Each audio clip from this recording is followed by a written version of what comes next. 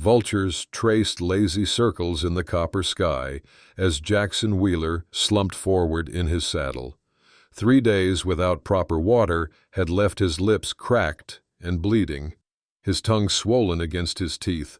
The horse beneath him, a once sturdy mare he'd taken from a dead man, limped on, each step kicking up dust that clung to wounds on her forelegs.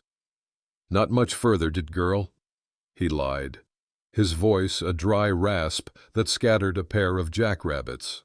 The Arizona Territory stretched mercilessly in every direction, a furnace of rock and scrub. Jackson's eyes, narrowed against the glare, caught a wisp of dark smoke on the horizon. Smoke meant people. People meant water. As he crested a low rise, the source came into view, a small homestead ablaze beneath the punishing sun. 2 bodies lay sprawled in the yard, a man and woman, their blood darkening the parched earth. Signs of an ambush were everywhere: overturned water barrel, scattered possessions, bullet holes splintering the cabin's frame. Jackson dismounted carefully, Winchester rifle in hand. As he approached the burning structure, a soft sound from the stable caught his attention. He pivoted, weapon raised. "Come out," he called. "Slow." A boy emerged from the shadows, no older than 8 or 9. His face was streaked with soot and tears, dark hair falling across eyes that widened in recognition. "You're Jackson Wheeler," the boy said, his voice surprisingly steady. "I seen your face on wanted posters. My pa said men like you only bring death." Jackson lowered his rifle slightly. "Your pa wasn't wrongs, boy, but right now, I'm all you've got." The child's chin trembled. "They killed my ma and pa, Judge Maxwell's men. Said pa had something that didn't belong to him." "Maxwell?" Jackson felt a chill despite the heat. The name carried weight. A cattle baron whose influence stretched across 3 territories, whose word was as good as law. While the boy filled a canteen, Jackson searched the cabin's smoldering remains. Among the wreckage, he found torn documents and a singed letter mentioning Maxwell by name, land deeds, accusations of fraud, evidence. "What's your name, boy?" he asked, pocketing the fragments. "Caleb. Caleb Winters." "Well, Caleb Winters. We need to—" Jackson stopped, his gaze fixed on the horizon. Riders approached, at least 5 men, moving with purpose. "They're coming back," he muttered, to make sure they didn't miss anyone. Dusk painted the mountain trails in deepening shadow as Jackson pushed their exhausted horse upward. Caleb sat before him in the saddle, his silence more unnerving than tears would be. Behind them, distant riders followed with methodical persistence. "Trading post ahead," Jackson said, pointing to a flicker of light through the trees. "We'll get supplies, information." The ramshackle building clung to the mountainside like a tick, its weathered boards illuminated by oil lamps within. 3 horses stood hitched outside. Jackson studied them, noting worn saddles with distinctive tooling, bounty hunter's gear. "Wait here," he instructed Caleb, slipping a small knife into the boy's palm. "Anyone comes near, you holler."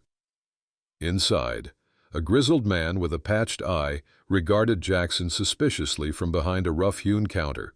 "Water, ammunition, and whatever food doesn't need cooking," Jackson said, placing coins on the scarred wood. "Traveling light," the trader observed, reaching for a canteen. "Traveling fast. Just passing through. Most folks passing through ain't got Maxwell's men on their trail." Jackson's hand drifted toward his holster. "I hunt men who break the law, not enforce it, but that judge of yours has turned the law inside out." "Ain't my judge," the trader shrugged. "Just saying what I heard.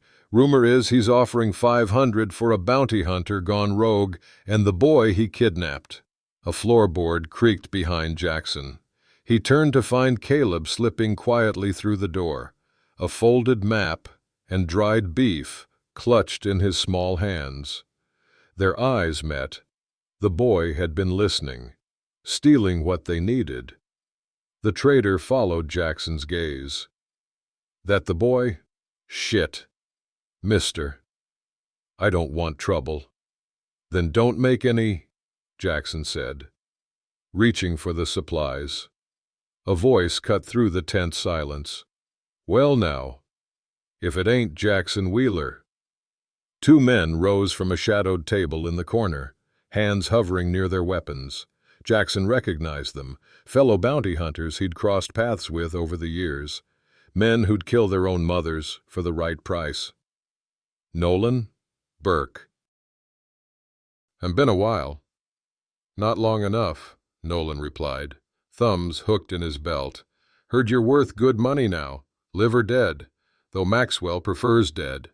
Jackson stepped sideways, positioning himself between the men and Caleb. "Boy's innocent. Whatever you think I did, don't much care what you did," Burke interrupted, drawing his pistol. "Just care what you're worth." The next moments blurred into violence. Jackson's first shot took Burke through the throat. His second caught Nolan in the chest as the man cleared leather. Both fell hard, blood pooling beneath them on the rough-hewn floor. "Jesus Christ," the trader breathed. Hands raised, Jackson grabbed the supplies and pushed Caleb toward the door. "Anyone asks, you never saw us." Outside, they mounted quickly. As they rode into the gathering darkness, Jackson realized they couldn't outrun Maxwell's influence, not to any nearby settlement. Fort Redemption lay 5 days northeast, where a federal marshal might listen, might protect them. If they survived the journey, blood seeped through Jackson's makeshift bandage, the wound in his side burning with each step. 3 days of hard riding, sleeping in shifts, and one more ambush had taken their toll. Now he struggled to remain upright as Caleb led their stolen horse toward a small cabin nestled against the mountainside. "Someone's home," the boy whispered, pointing to smoke rising from the chimney. "Maybe they'll help." "Maybe they'll shoot us," Jackson muttered. But they had few options. The cabin door opened before they reached it. A woman stood silhouetted against the warm light, shotgun raised with practiced ease. "That's close enough," she called, her voice firm. "State your business."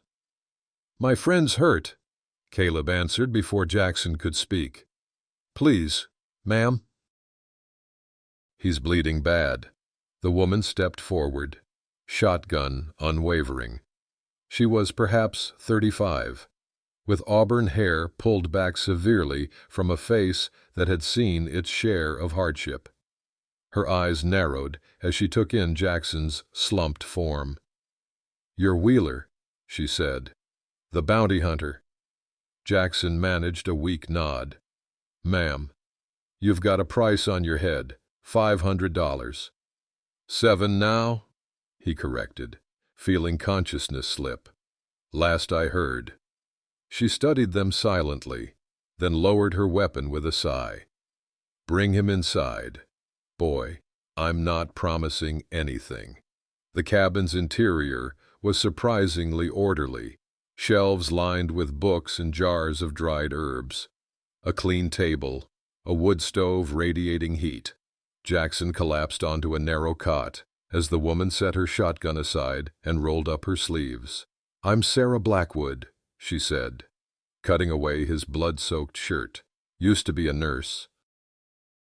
During the war." "Union?" Jackson asked through gritted teeth. "Both sides," she replied, probing the wound. "Bullet's still in there. This will hurt." While she worked, extracting the bullet and cleaning the wound with a foul-smelling tincture, Caleb explained their situation in halting sentences. Sarah listened without comment, her expression revealing nothing. "So you're running from Judge Maxwell," she said finally, stitching Jackson's side with neat, practiced movements. Not smart. Didn't have much choice, Jackson managed. There are always choices. Mr. Wheeler, I've patched up killers before, but I've never treated one who seemed so determined to die. What are you running from, or toward? The question hung unanswered as fever took hold. Jackson drifted in and out of consciousness, past and present blurring. In his delirium, he spoke of things he'd kept buried, a war massacre, civilians killed, orders followed that shouldn't have been. Like that farmhouse, he muttered, unaware of Caleb listening from the shadows. Should have stopped it, just like Winter said, should have stood with him. When clarity returned the next morning, Jackson found Caleb sitting beside his cot, expression troubled. "You knew my pa," the boy said. It wasn't a question. "What?" "During the war, Captain James Winters. You served with him." Caleb's small hands clutched a folded letter. "He wrote to you after." Jackson stared at the familiar handwriting on the envelope the boy held. A letter he'd never received, or had refused to read. "Your father was a good man," he said carefully. "Better than most. He said you'd help if anything happened. Said you understood about the land theft, about what Maxwell did to the Cheyenne." Understanding dawned slowly. The evidence he had against Maxwell, Pa said only 3 people knew where it was hidden: him, Ma, and me. Caleb's eyes held a wisdom beyond his years. "Now it's just me." Jackson watched the sunrise from Sarah's porch, his hand unconsciously touching the healing wound at his side. Inside, Sarah taught Caleb to read from one of her precious books, the scene striking him with uncomfortable longing. For a week they'd stayed, longer than was safe, but necessary for his recovery. Sarah emerged from the cabin, wiping her hands on her apron. "Your fever's gone, wounds closing clean." "Thank you," Jackson said. "We've imposed too long already." "The boy's no imposition. You," she smiled slightly. "Well, you're healing. We'll leave tomorrow. I know a place in Colorado." "You're taking him, then?" Sarah interrupted. "Not leaving him here?" Jackson frowned. "You offering to keep him?" "Maybe I am." She leaned against the railing. "He deserves a chance at normal, not running with a man who collects bounties and trouble in equal measure. He's safer with me." "Is he?" Her gaze was direct, challenging. "Or is he just your chance at redemption?" The accusation stung because it contained truth. Maxwell's men won't stop looking. They'd find him here eventually. "So you protect him by dragging him through Indian territory with a price on both your heads?" Sarah shook her head. "You think redemption comes from punishment. Wheeler, it doesn't. It comes from protecting what's left instead of mourning what's lost." Before Jackson could respond, Caleb burst through the door, eyes wide with alarm. "Riders coming!" Jackson grabbed his rifle. Joining Sarah at the edge of the porch, through the morning haze, he counted 7 men approaching, Maxwell's hired guns, led by a man he recognized with dread, Clayton Reed, the judge's enforcer, known for his brutal efficiency. "Get inside," Jackson ordered. "Both of you." "My home," Sarah countered, taking up her shotgun. "My stand." The next minutes dissolved into chaos, gunfire, shouted orders, Sarah's window shattering as she returned fire. Jackson picked off 2 riders before they reached the cabin, but the others circled behind, using the terrain for cover. Smoke billowed suddenly. They'd set fire to the rear of the cabin. Sarah cried out as a bullet grazed her shoulder. Jackson pulled her toward the door, searching for Caleb. The boy was gone. Outside, Reed's voice carried clearly. "We've got the boy. Wheeler." Jackson peered through a crack in the boards. Reed sat atop his horse, holding Caleb by the collar like a hunting trophy. Count of 5. Wheeler 2. Go, Sarah whispered fiercely, pressing something cold into his palm, her locket, heavy with what felt like a key inside. My brother's in Cooperton. Marshal Fletcher. He'll help you. Get the boy back. But you. 3, Reed shouted. I'll be right behind you. She lied. Go. Jackson slipped through the rear window as flames engulfed the cabin's roof. The last thing he saw was Sarah emerging from the front door, hands raised, drawing their attention as he disappeared into the woods. Lanterns illuminated Maxwell's sprawling ranch as the territory's elite celebrated his appointment as federal judge. Music and laughter drifted across manicured grounds, a stark contrast to the desperate figure concealed among the shadows of the stables. Jackson studied the gathering from beneath a wide-brimmed hat. Unrecognizable after weeks of preparation, his beard was gone, hair darkened with boot polish, clothes those of a respectable rancher rather than a bounty hunter. At his signal, figures moved into position around the property's perimeter. Cheyenne warriors whose lands Maxwell had stolen, small ranchers bullied into submission, and a few honest lawmen who'd been waiting for evidence to move against the judge. Marshal Fletcher, Sarah's brother, approached casually, pausing beside Jackson as if asking for a light. Maxwell's keeping the boy in the storeroom behind his study. Sarah's in the north guest house, under guard. Sarah's alive? Jackson's voice betrayed his surprise. Barely. They've been questioning her daily. She hasn't broken. Fletcher's expression hardened. My sister's always been stubborn. And Maxwell's men? Most are here, drinking. Reed's with Maxwell. Fletcher glanced toward the main house. Remember, we need the evidence first. No heroics until the boy's safe. Jackson nodded, every muscle tense with restraint. For 3 weeks, he'd planned this moment, gathering allies, learning the ranch's layout from former workers. One chance to make things right. For Caleb. For Sarah. For all the ghosts that haunted his dreams.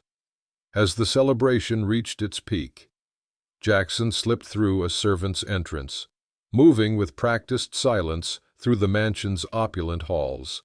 He encountered a guard outside Maxwell's study, dispatched quickly with the hilt of his knife, and found the storeroom key exactly where Fletcher had promised. Caleb looked up as the door swung open, eyes widening in recognition. The boy was thin, but alive, a bruise darkening one cheek. You came back, he whispered. Told you I would, Jackson replied, cutting the ropes binding Caleb's wrists. You all right to move? Caleb nodded. They wanted to know where Pa hid the papers. I didn't tell them. Good boy. Where are they? In the courthouse. Pa said hide them where they'd do the most good. Caleb pointed across the grounds to a small building designed to resemble a Roman temple. In Maxwell's law books, the ones he never reads. A shout from outside signaled that their presence had been discovered. Jackson pulled Caleb toward a rear exit, only to find Reed waiting, pistol raised. Should have known you'd come for the boy, Reed said, his thin lips curling into a smile. Maxwell will be pleased. 2 birds, 1 stone. 3 birds. Sarah's voice came from behind Reed. She stood in the shadows, pale but upright, Marshal Fletcher supporting her with one arm while the other held a gun to Reed's back. Surprise. Nice timing, Jackson managed, heart racing at the sight of her. Always liked making an entrance, she replied, her smile tight with pain. They moved quickly across the grounds toward the courthouse, Caleb leading the way. Behind them, shouts and gunfire indicated their allies had created the promised diversion. Inside the marble building, Caleb went straight to a leather-bound volume on the highest shelf. "Here," he said, pulling out folded documents hidden within. "Pa said these prove everything." The courthouse doors burst open. Judge Maxwell entered, flanked by armed men, his aristocratic features twisted with rage. "Wheeler," he spat, "should have known you'd be behind this. Always were too self-righteous for your own good." "It's over, Maxwell," Jackson replied, raising his weapon. "We have the evidence, land deeds, witness accounts, ledgers showing bribes." "Evidence?" Maxwell laughed. "I am the law here. Who do you think will hear this evidence? Who will dare move against me?" "I will." Fletcher stepped forward, badge gleaming. "Federal Marshal Ethan Fletcher. You're under arrest for fraud, murder, and corruption." Maxwell's face contorted. "Kill them all," he ordered his men. "No witnesses." In the chaos that followed, Jackson focused solely on protecting Caleb and Sarah. Gunfire erupted around them, bullets splintering the wooden benches. Fletcher and two of his deputies exchanged shots with Maxwell's men, forcing them back toward the entrance, cornered. Maxwell grabbed Sarah, pressing a pistol to her temple. "Drop your weapons, or she dies." Jackson lowered his rifle slowly, mind racing for options. "You always were weak, Wheeler," Maxwell sneered. "Even during the war, too soft to do what needed doing." "That's where you're wrong," Jackson replied. "Mercy isn't weakness. It's the hardest strength there is. Justice isn't what you think it is." "Wheeler," Sarah said, meeting his eyes despite the gun at her head, "it's not a bullet. It's not even the law. It's what happens when good people stand together against men like him." Maxwell's finger tightened on the trigger, touching sentiment for a tombstone. "Now, Caleb," Jackson shouted. The boy threw a lantern against the wall. As Maxwell turned instinctively toward the noise, Sarah drove her elbow into his stomach. Jackson lunged forward, tackling them both as Maxwell's gun discharged harmlessly into the ceiling. "It's finished," Jackson said, pinning the judge beneath him. "You've lost." Maxwell's eyes flickered to something across the room, a small device connected to barrels along the wall. "Not quite," he whispered. Reaching into his pocket, Jackson recognized the threat too late. "Everybody out." He pulled Sarah and Caleb toward the door as Maxwell triggered the explosives. The blast threw them forward onto the courthouse steps as the building collapsed behind them, timber and flame raining down. Jackson stood on a hill overlooking newly constructed buildings, his hat pushed back rather than pulled low, face visible to the morning sun. The landscape that once appeared barren now revealed its beauty and possibility, fields of wheat swaying gently, cattle grazing in fenced pastures, smoke rising from chimneys. 6 months had transformed everything. Maxwell was gone, buried beneath the courthouse he'd corrupted. His empire had been divided among those he'd wronged, land returned to the Cheyenne, water rights restored to small ranchers. Justice served as best it could be. Jackson descended toward the settlement they'd named Redemption. Children played in the schoolyard, a mix of backgrounds and colors that would have been unthinkable under Maxwell's reign. At the largest building, part medical clinic, part community hall, Sarah Blackwood waited on the porch. "You're late," she called as he approached. "The meeting started already." "Was checking the north boundary," he replied. "Thought I saw riders yesterday." Her expression softened. "They weren't Maxwell's men. Those ghosts are gone, Jackson." "Some ghosts never leave," he said quietly.